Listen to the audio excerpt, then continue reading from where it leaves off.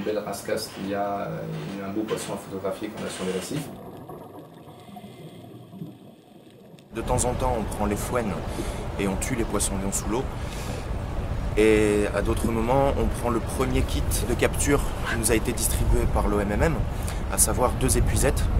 On récupère les poissons qui sont vivants et on les met dans un aquarium qu'on a mis en place à l'intérieur du club de plongée pour montrer aux gens en fait. Et ça nous permet d'en parler avec eux.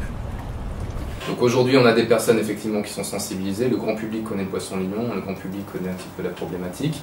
Il a peut-être été un petit peu diabolisé, il y a peut-être certaines choses qu'il faut rectifier, certaines idées préconçues qu'il faut casser. Le message n'est pas bien passé, il est mal passé. Les Antillais pensent que c'est un poisson dangereux pour les baigneurs, pour les plaisanciers et tout ça. Or, c'est pas ça le risque majeur du poisson-lion. Le risque majeur, c'est qu'il mange les petits des autres espèces et qu'il se met au lieu et place de ces espèces-là. Il faut voir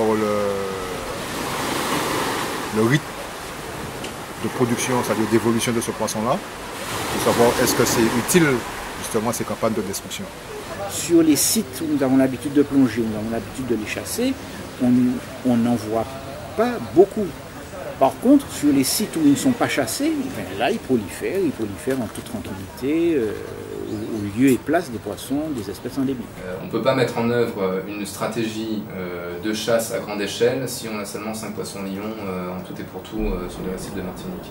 On ne peut pas développer une stratégie de commercialisation, d'incitation de la consommation du poisson-lion si on n'a pas suffisamment de ressources disponibles sur le récif.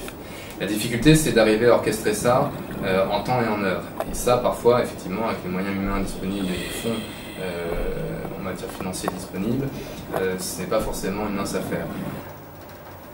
On est dans un timing qui me semble correct.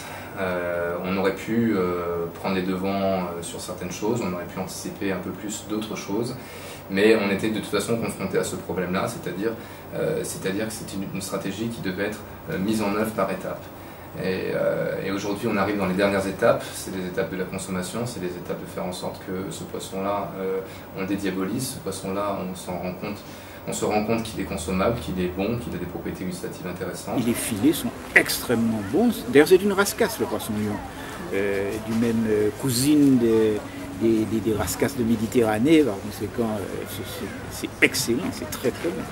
Mais c'est vrai que ce poisson n'est pas dans nos habitudes de commercialisation. D'autant plus que c'est un prédateur pour les espèces que nous commercialisons. À l'apéro en particulier, c'est formidable. On a un poisson qui est effectivement venimeux mais qui n'est pas toxique, qui est propre à la consommation. Et aujourd'hui,